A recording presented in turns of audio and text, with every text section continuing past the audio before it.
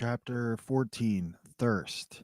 Phil felt as if he were on fire. The men's scalded skin cracked and their lips ballooned, bulging against their nostrils and chins. Their empty feet were cratered with quarter-sized salt sores. Hands were empty, the rafts baked, emitting a bitter smell. The sharks circled. At last, on the third day without water, down came rain. The men spilled their bodies back, spread their arms, and water drummed over them. It was a sensory explosion. They had to find a way to save the water. The water tins, open to the downpour, caught virtually nothing. Louis grabbed the air pump cases, tore the seams, spread the fabric into bowls in the rain pool, sucking it up into cans. Once the cans were full, he kept harvesting the rain, giving each every 30 seconds or so. For the moment, they had water, but they still had no food. They were ravenous. They stared into the ocean crowded with fish, but they had no bait. They studied their shoes and wondered if they could eat the leather. They decided they couldn't. Days passed. They grew weaker. Louis resented Mac for eating the chocolate, and Mac seemed to know it. Louis sensed he was consumed by guilt. 9 or 10 days after the crash, Louis was lying back, wearing the air pump case, when he felt something alight on his head. It was an albatross. Slowly, Lou raised his hand, fingers open, then clamped down on the bird's legs. The bird pecked frantically, slashing Louis's knuckles. Louis grabbed its head and broke its neck. Louis used the pliers to tear the bird open. The men recoiled. The bird reeked. They tried to eat it, but gagged from the stench. Eventually, they gave up. At least, Louis tied a small hook to a fishing line, baited it with albatross meat, and fed it into the water. A shark bit down on the hook, severed the line. Twice more, Louis tried, and more sharks stole the hook. Finally, the sharks let a hook hang. Louis felt a line. On it hung a slender fish. It was their first food in well over a week. Between three men, a small fish didn't go far, but it gave them a push of energy. Louis had demonstrated that if they were persistent and resourceful, they could catch food, and he and Phil felt inspired. Mac remained unchanged. Phil reminded Louis that according to lore, killing an albatross was bad luck. After a plane crash, Louis replied, "What more bad luck could they have?" Several days passed. Louis caught nothing, and his hook supply dwindled. Periodically, rain replenished the water tins, but only part way. Phil began thinking about a magazine article he read, written by World War I ace pilot Eddie Rickenbacker. The previous fall, Rickenbacker's bomber had ditched in the Pacific. The raft boat crew drifted for weeks, surviving on their two rafts provisions, rainwater, fish, and bird meat. One man died, and the rest hallucinated, babbling at invisible people, arguing about their imaginary car, one man speaking to a specter that tried to lure him into the ocean. Finally, the raft split up. One had reached an island. Natives radioed for help, but the other men were rescued. Rickenbacker wrote that he drifted for 21 days. He'd actually drifted for 24. Bill, Louis, and Mac believe this was a record. In fact, the record for inflated raft survival appears to have been set in 1942, when 3 crash victims survived for 34 days. To Louis, the most important aspect of Rickenbacker's story was how quickly the survivors had gone insane. He remembered a college instructor telling him to think of the brain as a muscle, needing exercise to stay in shape. Louis was determined to keep himself and the others lucid. Soon after the crash, Louis began peppering Phil and Mac with questions on every conceivable subject. They shared their histories from first memories onward. They reminisced about the best days they'd ever had. Phil sang church hymns.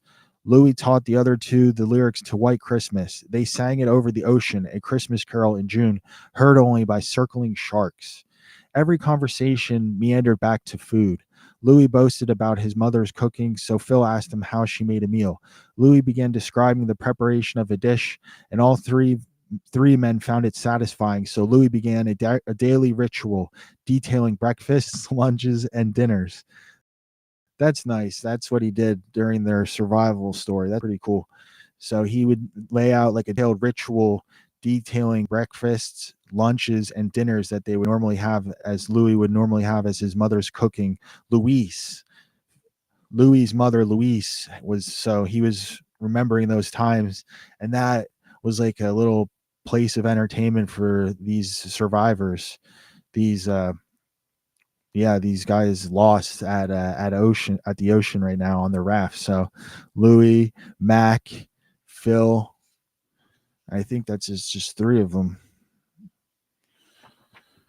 So once the food was eaten and the past exhausted, they moved to the future. Louis laid plans to open a restaurant. Phil spoke of seeing the Indy 500, maybe teaching school, and he talked about Cece.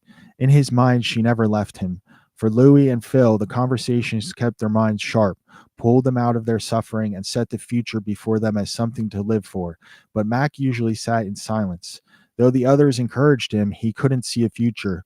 The world was too far gone. The one thing they never discussed was the crash. Louis wanted to, but something about Phil stopped him. At times, Phil seemed lost in troubled thoughts, and Louis guessed he was reliving the crash, perhaps feeling responsible for his men's deaths. Louis wanted to reassure Phil he'd done nothing wrong, but feared raising the issue would be painful to him. So he said nothing. 2 weeks had passed. The rafts were decomposing, bleeding vivid yellow dye onto the men. They looked grotesque. Salt sores were marching up their legs and backs. Their flesh had evaporated. They were reaching a stage of their ordeal that, for other castaways, had been a gruesome turning point. In the history of seafaring, incidentism among starving castaways was uncommon, but for all three Green Hornet survivors, the idea was cannibalism wouldn't be considered then or ever. The 2 week mark was a different turning point for Louis. He began praying aloud. He had no idea how to speak to God, so he recited snippets of prayers he'd seen in movies. Phil bowed his head as Louis spoke, offering amen at the end. Mac only listened. The second albatross fluttered onto Louis's head around the 14th day. Again, Louis caught and killed it.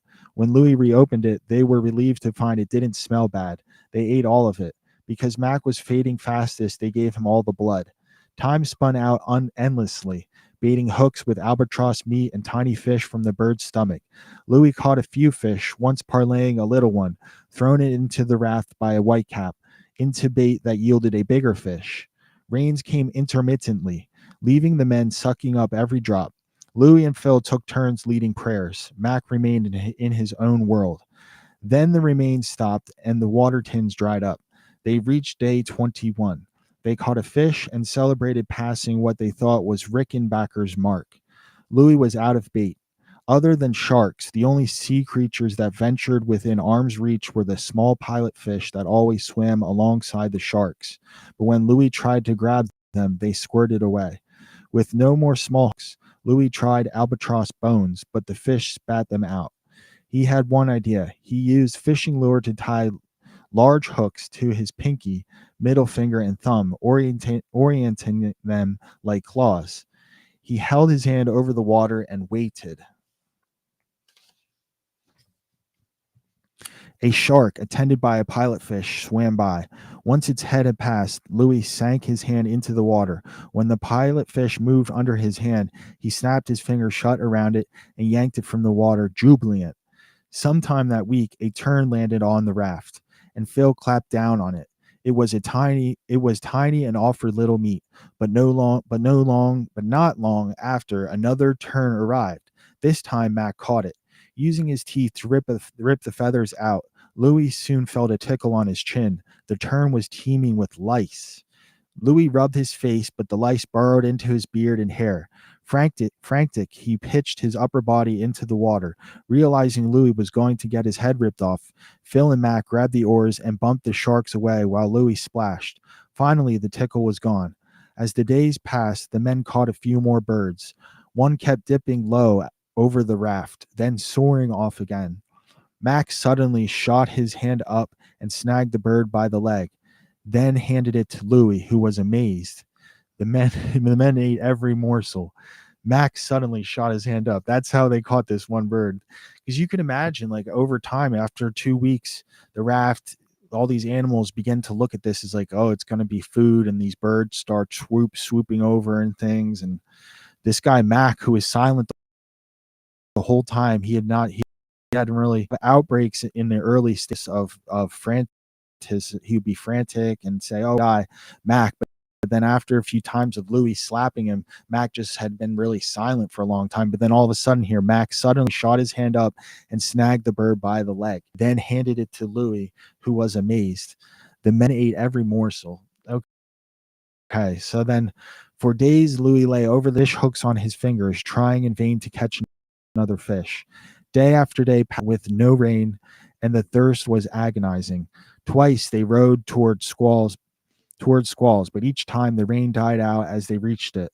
When the next squall passed, they were too weak to chase it. On the sixth day without water, the men knew they weren't going to last much longer. Mac was failing especially quickly. They bowed their heads together as Louis prayed. If God would quench their thirst, he vowed, he'd dedicate his life to him. The next day, the sky broke open and rain poured down. It gave them just enough water to last a short while longer. If only a plane would come. Okay. And we'll get to chapter 15 in the future.